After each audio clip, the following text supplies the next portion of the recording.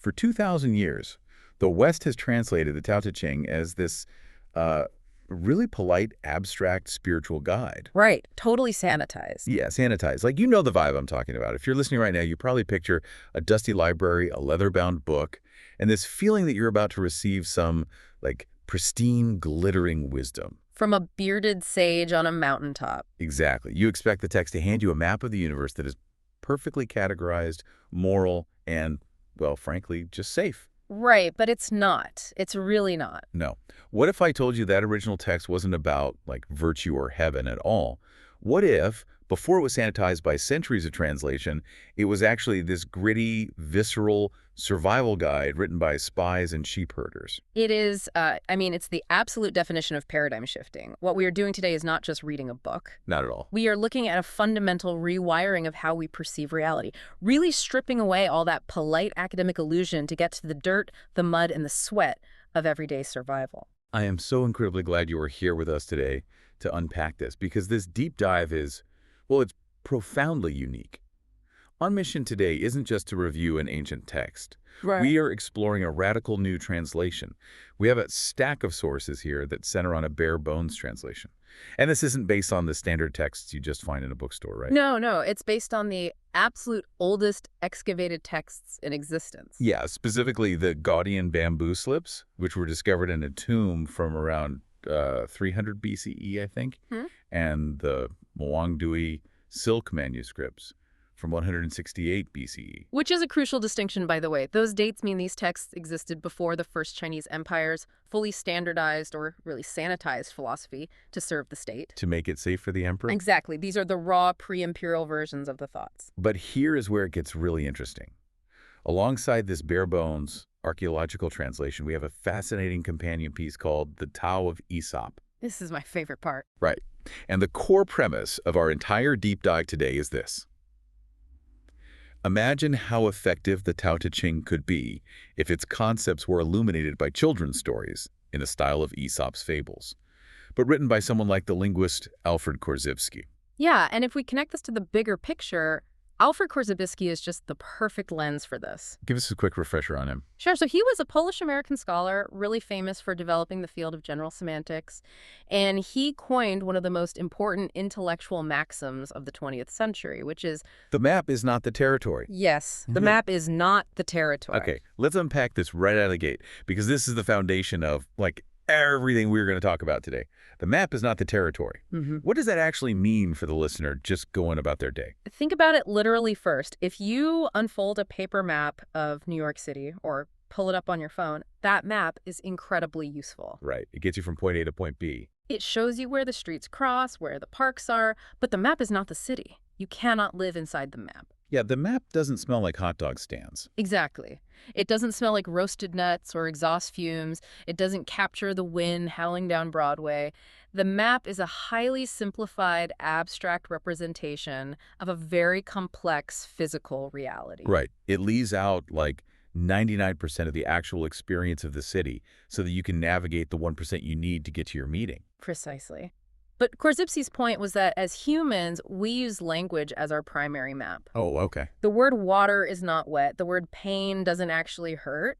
Words and concepts are maps. And the great tragedy of human psychology is that we constantly confuse the map for the territory. We think the word is the thing. Yes, we start living in our concepts instead of living in the physical world. If your GPS map tells you to drive straight, but your eyes tell you there's a literal lake in front of you. And you drive into the lake anyway. Right, because you trusted the map over the territory. That is a Korzybskian error. That happens literally, by the way. People drive into lakes because the screen told them to. It happens metaphorically all the time, too. We fight wars over abstract words. We destroy our mental health trying to live up to abstract concepts of success or perfection. Oh, man. That hits close to home. And what our sources today argue, quite forcefully, is that for 2,000 years, Western translations of the Tao Te Ching have provided us with a faulty, highly abstract map. They took a text that was deeply rooted in the physical territory of ancient China and turned it into an abstract, floaty, philosophical map. Exactly. And to fix that, our sources use these Aesop-style animal fables. Which, I have to say, when I first read it, I thought, animal fables, really? We were taking one of the most profound texts in human history and turning it into a children's book. I had the exact same reaction at first. Right, but the source explains this as a deliberate strategy using neurolinguistic programming, or NLP. This is where the brilliance of the companion piece shines. NLP essentially posits that we have internal linguistic filters. We have an ego, a conscious critical faculty that acts like a bouncer at the door of our mind. A bouncer. I love that analogy. Yeah, so if a philosopher tells you directly, hey, you need to be more humble and stop trying to control everything, your bouncer steps up. Your ego gets defensive. You're like, I'm not controlling, I'm just organized. Exactly, you reject the lesson entirely. Because nobody likes being lectured. Your defenses go up immediately. But a fable bypasses the bouncer. Huh. If I tell you a story about a greedy crow and a wise elephant, your ego says, oh, this is just a silly story about animals. It has nothing to do with me. So the bouncer lets the story in. He opens the velvet rope, but built into the architecture of that story is the profound psychological lesson. By the time your conscious mind realizes what has happened, the lesson is already implanted in your subconscious. It speaks directly to our instincts using metaphor. It's indirect suggestion. It sneaks the medicine into the cheese, basically. Yes. It sneaks the medicine into the cheese. It regrounds the abstract map back into instinctual physical territory. Precisely. So our mission today is to strip away centuries of calcified abstract philosophy. We are going to uncover the practical, animistic, and deeply physical wisdom of the original ancient texts. And we're going to figure out how you, listening right now, can apply this incredibly grounded wisdom to your modern life. Your career, your relationships, your anxieties. But before we can learn this new map, we really have to understand why the old map is broken. And reading through the translator's note from our source text, I was genuinely shocked at how standard translations have seemingly rewritten history. It is genuinely shocking when you see the receipts. Yeah. The translator points out that standard English translations consistently import completely foreign Western frameworks into the ancient Chinese text. They literally took an ancient Eastern territory and slapped a Western map right over it. Give me an example. What are we talking about here? Okay, let's take the character Qian. In almost every standard translation you will find, Qian is translated as heaven. Okay. Sounds normal enough. But think about what the English word heaven immediately imports into the text. It brings in a Christian cosmology. Oh, right. It implies a realm of divine perfection, completely separate from and above the earthly plane, usually ruled by a conscious moral deity. That entire conceptual map simply did not exist in Warring States China in 300 BCE. Right. They had a concept of the sky or the cosmos, but not a pearly gates realm of moral reward. Exactly. Or let's take the character T. It is universally translated as virtue. It is literally the middle word in Tao Te Ching. Yeah, the book of the way and its virtue. But virtue imports a Greek philosophical framework. It brings in Aristotle and Plato. It implies moral excellence, ethical categorization, behaving properly according to societal standards. I have to admit, when I read that in the source material, my immediate pushback was, wait a minute. What did you think? If these translations are so fundamentally flawed, if they are importing Greek and Christian concepts into a 2,500-year-old Chinese text, how on earth did they become the accepted standard for generations? How did thousands of scholars just nod along and say, yep, looks good to me? What's fascinating here is the mechanics of how language and academic authority calcify over time. The translator breaks this down beautifully. It is an illusion of accuracy based purely on repetition. Because they just copy each other. Right. Think about the first Westerners translating these texts. Often they were Jesuit missionaries or Victorian scholars. They encounter a complex foreign concept like te. They don't have an equivalent word. So they reach for the closest concept they can grasp in their own Enlightenment era mindset. Exactly, and they choose virtue. Because to them, all good religious or philosophical texts must ultimately be about Christian or Greek-style virtue. They assume the map they grew up with is the only map that exists. Precisely. Now, the next translator comes along 20 years later. They inherit that choice. They might tweak the phrasing around it, but they keep the core concept of virtue. And over generations, these choices calcify into a standard. They pass for accuracy simply because everyone else has done it. The modern translators depend on the authoritative voice of their predecessors. They are basically asking the reader to trust the academic lineage without actually going back to look at the raw pictographic evidence of the characters themselves. It's like playing a centuries-long game of telephone. You start with an ancient, muddy survival manual, and through hundreds of years of polite academic whispers, it slowly gets rewritten into a book of polite poetry. That is the perfect way to describe it. And the most glaring example of this, the one that really blew my mind and proved this whole thesis for me, is the moral binary error, the mistranslation of the concepts of good and evil. This is where the Korzybskian idea of the map versus the territory really takes center stage, and where the damage of a bad map becomes apparent. Yeah, tell us about E and Shan. In standard translations, the character E is translated as evil, and the character Shan is translated as good. This imposes a cosmic, universal moral binary onto the text. Light versus dark, angels versus demons, an epic battle for the soul of the universe. But when you actually look at the original characters, and remember, ancient Chinese was pictographic, meaning the words were literally little pictures carved into bones and cast in bronze. It says something completely different. It has nothing to do with cosmic evil. Not at all. The source text shows us the pictographic breakdown of these characters, and it changes everything. Let's look at the character for E, which we've been told means evil. Okay. The pictograph is actually a picture of a twisted or distorted form resting above a heart.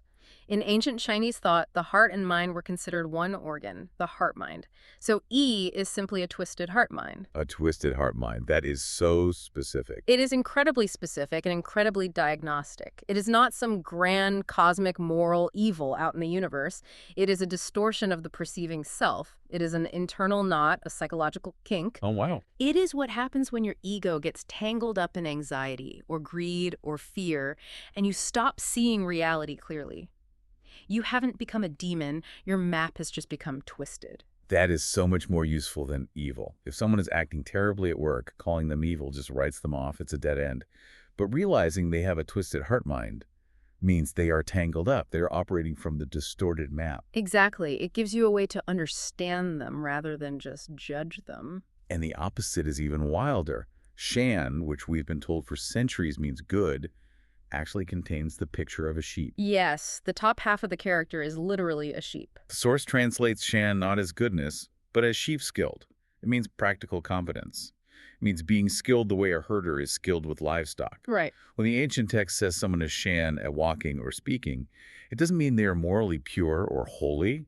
It means they handle the situation with practiced, quiet mastery. They handle it the way a master shepherd handles a flock. Which raises a really important question. Why would generations of translators deliberately erase the sheep? Because they didn't like it. Well, the translator of our source notes that good erases the sheep, just like translating the character May as beautiful erases the fat animal, which was the original pictograph for beauty. Wait, really? The word for beautiful is literally a picture of a big fat sheep. Yes.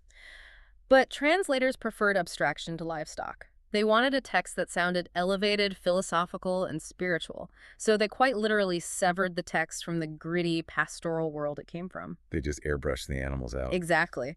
But if we want to understand the territory, we have to ask, why did the ancient Chinese equate goodness and beauty with sheep? We have to understand the mechanics of pastoral survival. Let's do that. Because to a modern city dweller, a sheep is just a fluffy thing in a petting zoo. Why is it the ultimate symbol of competence? Think about what it takes to keep a flock of sheep alive in the ancient world. A sheep is a prey animal. It is not particularly smart, it is easily frightened, and everything in the environment, wolves, weather, disease, thieves, wants to kill it. And stressful. It is. Keeping that flock alive in a hostile environment requires immense, hyper-vigilant competence. You have to anticipate the weather, find the low ground during a storm, know the seasons, and guide the animals without panicking them. You can't just philosophize at a sheep. You have to physically protect it. Exactly. Goodness. In this context, wasn't a moral purity test. It was the hyper-competent, quiet skill required to keep your community alive when everything around you is dangerous. It is deep physical pragmatism. So we are basically discarding the abstract Western map entirely here. Huh? We are throwing out heaven, we are throwing out virtue, and we are absolutely throwing out cosmic good and evil. Now, how do we read the original physical map? We have to look at the pictures carved into the words themselves. The text provides this incredible pictographic dictionary. And I want to spend some real time physically unpacking these because it completely rewrites how you experience this philosophy. Let's do it. Let's start with the big one, the title of the book. Tao, D-A-O or T-A-O. The journey. The standard translation is usually the way or the road. Right, which always sounded to me like a highway. Like there's a pre-paved road, and you just have to find it and stay in your lane. And that implies a static path that has already been laid down for you by some higher power. But the pictographic root of Tao fundamentally rejects that static nature. The character is composed of two distinct elements, a head and walking feet. A head and walking feet. It is a head leading feet forward. It is not a static road waiting for you. It is the act of traveling itself. It is a body moving through a living, changing landscape. You make the Tao by walking it. It requires active participation. Observation, movement, adapting to the terrain. It is a verb, not a noun. Okay, and then we have the second word of the title, te. This is the one we used to call virtue. The new translation calls it self-alignment. And if you look at the picture inside the word te, you instantly understand why virtue is such a terrible translation. Te is composed of three elements. On the left, a step. Beside that, a straight gaze, which is literally an eye looking directly ahead, not distracted, not looking sideways. And beneath that, a heart. Step, straight gaze. Heart. Walking with your heart aligned to your own straight seeing. It is an inner condition of direct perception. You are walking true to what you see with your own eyes and what you feel in your own heart-mind. Wow. It is not virtue imposed by a church or a society or a set of external ethical rules. It is total internal alignment. You are not following someone else's map. You are navigating the territory with your own aligned compass. Okay, here's where it gets really interesting for me, because this next one is a concept that has baffled people in the West for decades. It is the core operational principle of Taoism, Wu Wei, usually translated as inaction or non-doing. A notoriously difficult concept for Westerners. And I have to be honest, I've always hated that translation. It is so frustrating. If I practice inaction, am I just supposed to sit on the couch and watch Netflix while my life falls apart? But the pictographic breakdown in this source is a total revelation. Wu Wei translates here as dancing without forcing. Inaction is perhaps the most damaging mistranslation in the entire text because it implies passivity. Let's break down both words to see the physical reality. Wu, which is often translated as nothingness or without, actually shares its root with the ancient word for dance. Okay, a dance. The original character shows a figure with arms spread wide, holding plumes or branches. It is a dancer moving freely, fluidly, responding to the rhythm of the moment. A dancer moving freely. And we. Wei, which is standardly translated as to do, to act, or to govern, is composed of a hand and an elephant. Literally a hand leading an elephant. Wait, a hand leading an elephant? That is such a wild, specific image. It perfectly captures the futility of ego-driven action. Imagine standing next to a fully grown elephant and trying to steer it or push it or force it to go somewhere using just your bare hands. It is absurd. You're just crushed. Exactly. That is what Wei is. It's forcing. It's trying to control a massive, complex system like a company, a family dynamic, or the economy with the brute force of your own ego. So Wu Wei is not inaction. It is the absence of forcing the elephant. Exactly. It is effortless action. It is moving fluidly like a dancer with empty arms instead of sweating and straining to wrestle the elephant of reality to the ground. Okay, but I have to push back on this, because I can hear the listener thinking exactly what I am thinking. Go for it. I understand the metaphor. It's beautiful. But in reality, if I'm a project manager or a parent, and I don't force the elephant, if I don't force my team to meet a deadline or force my kid to do their homework, the elephant just wanders off a cliff. The project fails. The kid fails. How is dancing without forcing not just a poetic excuse for negligence? That is the exact trap of the Western mindset, the belief that without our active forcing, everything collapses. But let's stay with the elephant metaphor. If you want an elephant to move logs, pushing it with your hands is exhausting and ultimately fails. Right. But an elephant has its own massive momentum, its own nature, its own desires. Wu Wei isn't ignoring the elephant or walking away from the project. It is understanding the nature of the elephant so deeply that you can guide it using its own momentum. Like using a carrot instead of a stick. Deeper than that, it's like a sailor. A bad sailor tries to row a massive ship against the wind. They are sweating, they are exhausted, they are forcing the ship. That is Wei. Okay. A master sailor doesn't sit on the deck and do nothing. They hoist the sails and catch the wind. They align the ship with the massive forces that are already moving. They are highly active, constantly adjusting the rigging, but they aren't providing the brute force. That is Wu Wei. You guide the project by aligning with the natural motivations of your team, removing obstacles, and letting the work flow, rather than micromanaging every step through sheer force of will. You use the wind instead of rowing. I love that. And this brings us to the ultimate practitioner of this dancing without forcing, the central figure of the entire text, the Shengren. The standard translation for this is the sage. And the word sage instantly conjures up a trope, doesn't it? The static, bearded man sitting cross-legged on a mountain peak, dispensing fortune cookie wisdom to weary travelers. A settled authority figure who has detached from the world. Completely. But the source text completely dismantles that trope. The ancient oracle bone form of the character Sheng shows a kneeling figure with an enormous ear, presenting a ritual vessel, listening intently to the sky or the environment. The translator calls this figure the investigative reporter. Which fundamentally shifts the character from passive dispenser of wisdom to active, acute observer. Yes, but I struggled with this section a bit. I love the idea of the investigative reporter, but when I read the description of how this person actually operates in the world, it sounds incredibly cold. In what way? Well, the source mentions that the reporter treats people as straw dogs, that they enter the field, work without drawing attention, and then move on without demanding credit.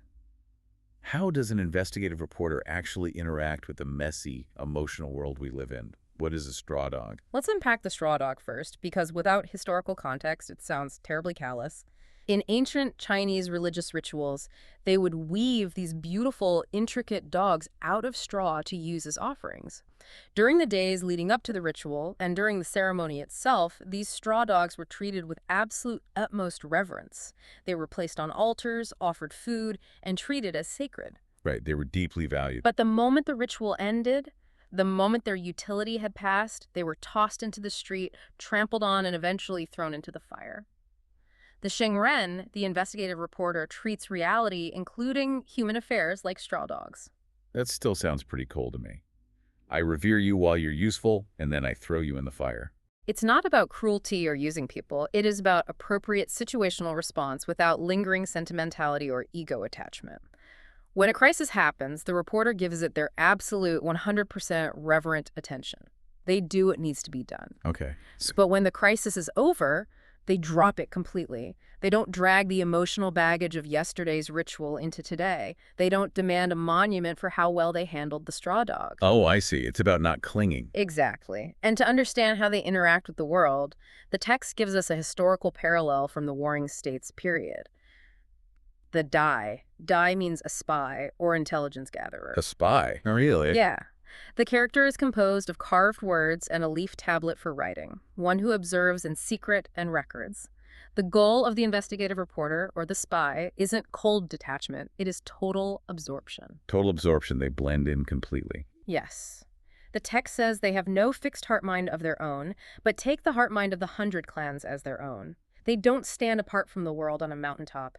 They merge with it completely to understand the problem from the inside out. They listen with that enormous ear. They solve the problem, and then crucially, they move on without editorializing the outcome or demanding praise. They are unburdened by the need for recognition. That completely flips the script. It is extreme empathy combined with extreme non-attachment.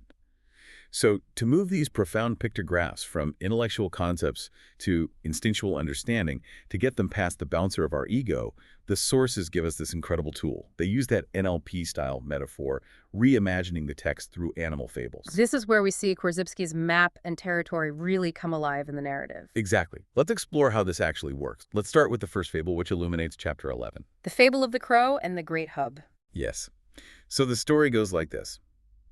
We are on a dusty road, and there is a massive, heavy supply cart carrying grain to the king's palace. Sitting on the axle of this cart is a greedy crow. The crow is obsessed with material things.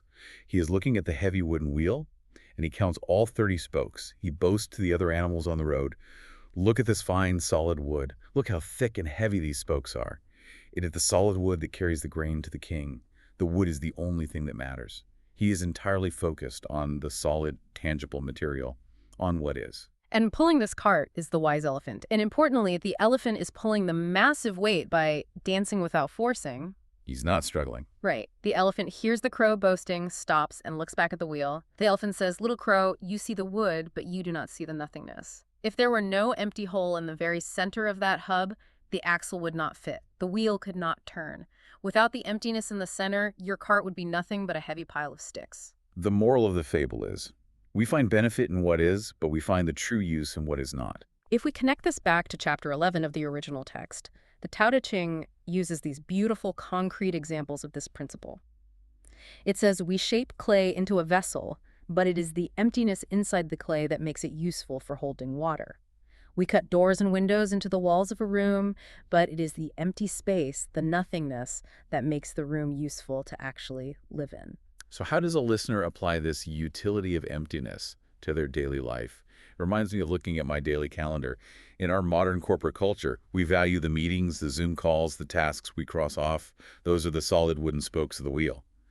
We think a full calendar, packed edge to edge with solid wood, is a productive calendar. Oh, absolutely. We're terrified of blank space on a calendar. But it is actually the empty space between those tasks. The 15 minutes to just stare out a window, the time spent doing absolutely nothing, that hub is what allows the day to turn. That is a perfect modern analogy. We are culturally obsessed with what is. We hoard possessions, we hoard appointments, we hoard opinions. We are the greedy crow sitting on the axle counting our solid spokes. And because we pack our wheels completely solid with no empty hole for the axle, our lives grind to a halt. We burn out, we become a heavy pile of sticks. The nothingness isn't wasted space, it's the operational space. Precisely. The NLP element of this fable bypasses your guilt about being lazy and forces your brain to recognize that the strength of a structure often lies in what it does not contain. The silence in a piece of music is what gives the notes rhythm.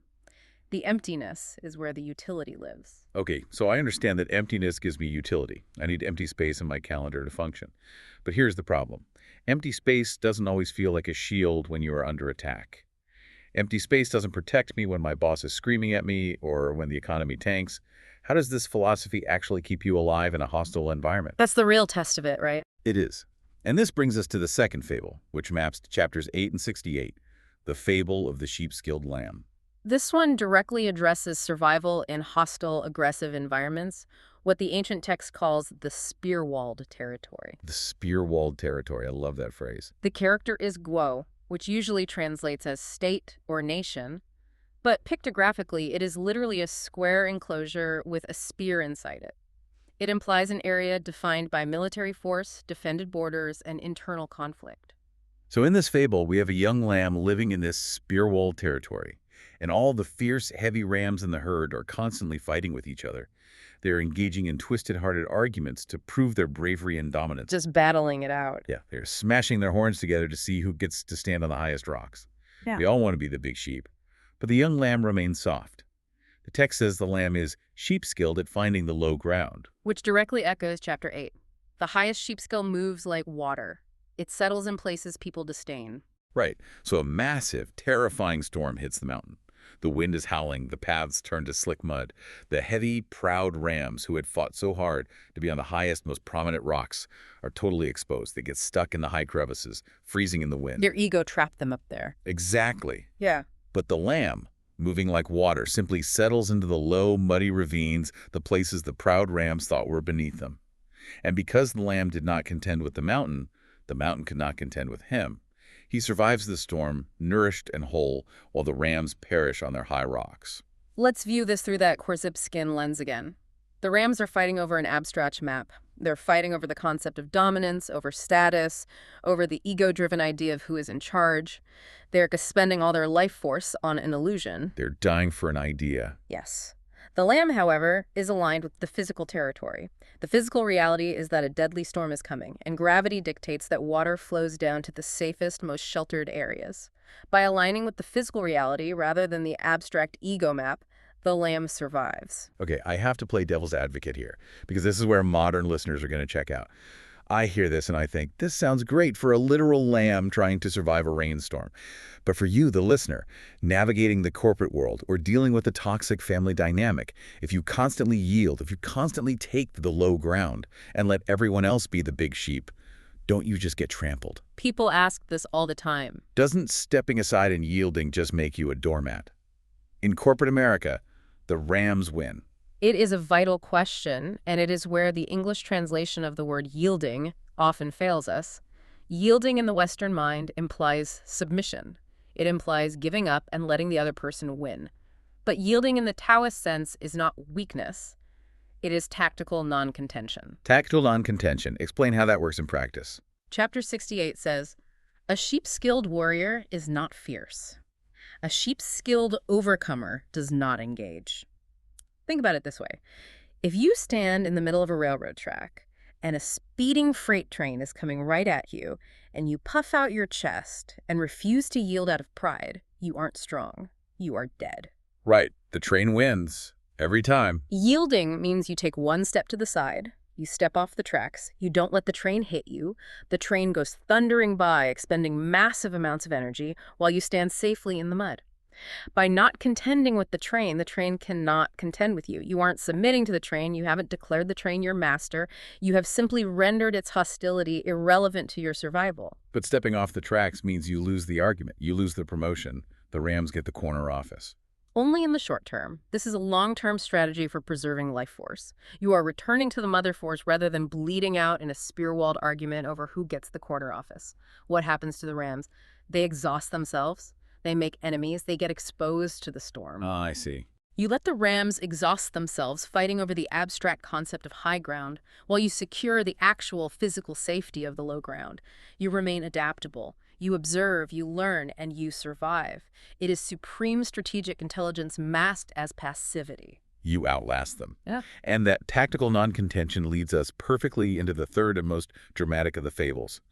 This addresses the concept of ultimate invulnerability drawn from chapters 47 and 50, the fable of the rhinoceros and the investigative reporter. This is where the philosophy reaches its absolute most profound psychological depth.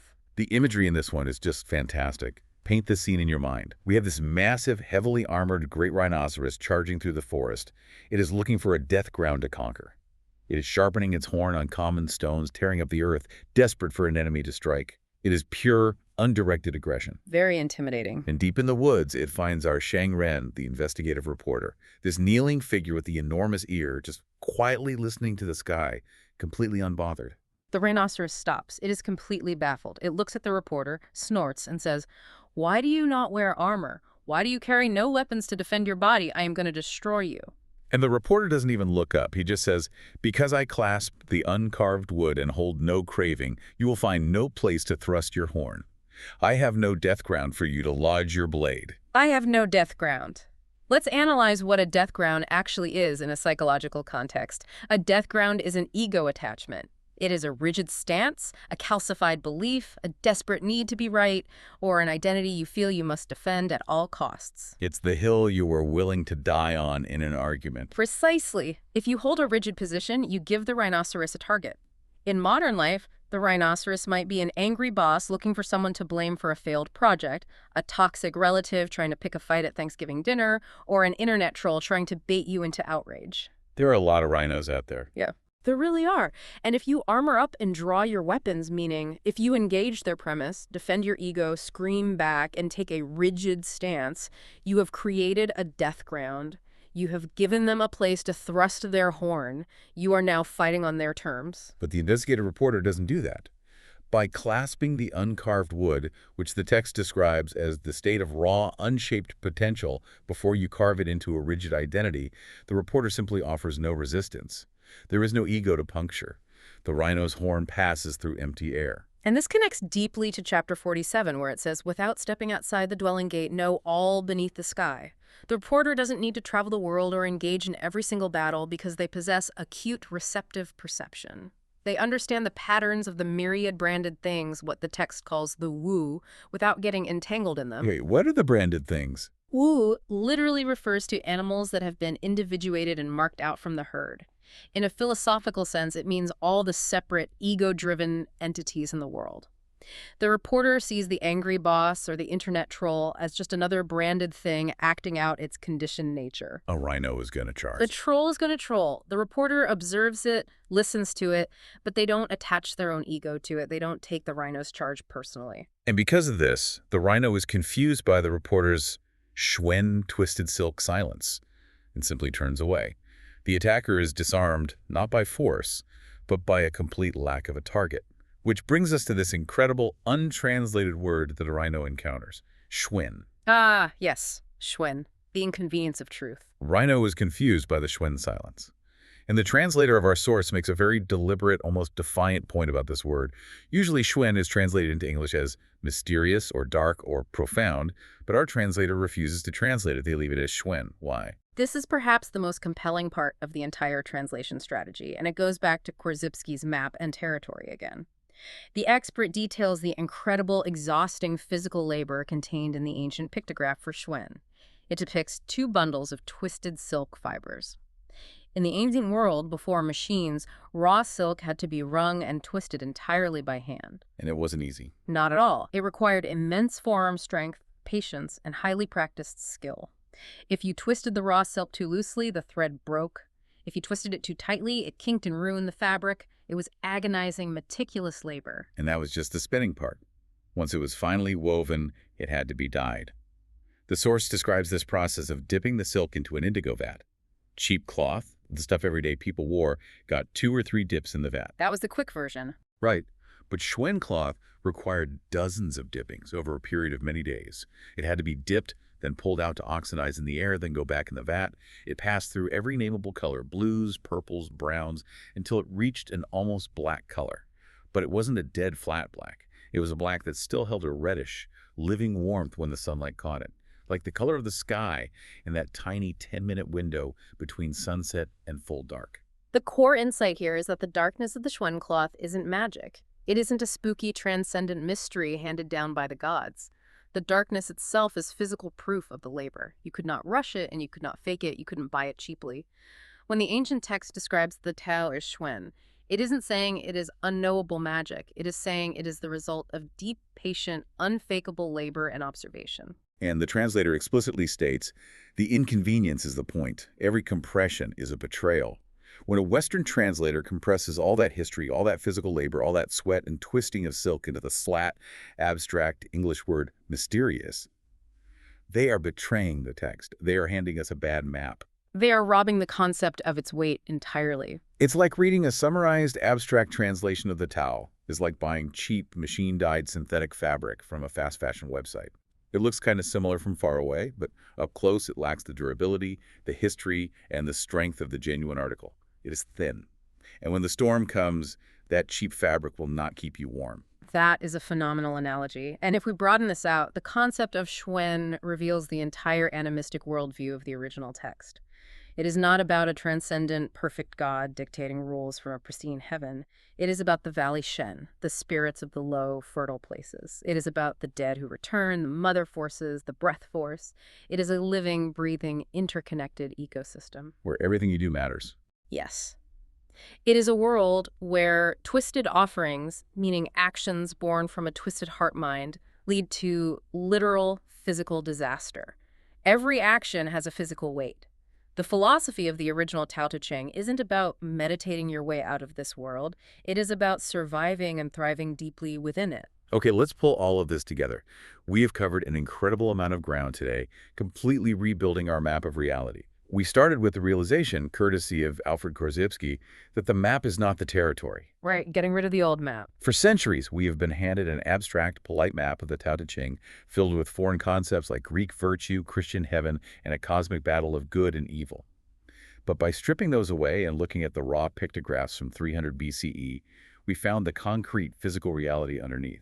We replaced virtue with self-alignment, the act of walking with your heart aligned to your own straight gaze. We replaced cosmic evil with the very human diagnostic problem of a twisted heart-mind. And we found that goodness isn't a moral purity test. It is actually sheep skill, the quiet, hypervigilant, practiced mastery of navigating a dangerous world and keeping your flock alive. The text transforms from a dusty philosophical treatise into a visceral, dirty, profound survival guide. And those Aesop-style fables act as our anchor points. They bypass our ego's bouncer and plant the lessons deep in our instincts. Exactly. When you're feeling overwhelmed by your calendar, remember the crow and the hub.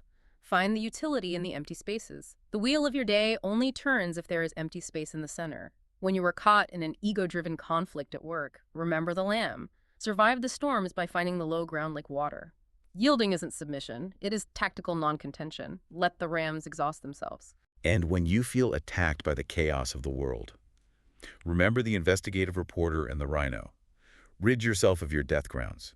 If you don't hold a rigid, ego-driven position, life's rhinos have nowhere to lodge their horns. They will just pass right by you. They'll just keep charging into the trees. Right. I want to leave you, listening right now, with a final thought. Think about the spear-walled territory of your own life right now. Maybe it is your workplace, filled with competing egos. Maybe it is a difficult relationship. Maybe it is your own internal anxieties and the massive expectations you place on yourself. Look at how you are operating in that space. Are you exhausting yourself, trying to force an elephant to move with your bare hands? Are you fighting to be the big sheep on a mountain that is about to wash away in the mud? Or are you ready to step back, unclench your grip, embrace the empty space in the hub, and see what happens when you finally let the elephant walk on its own?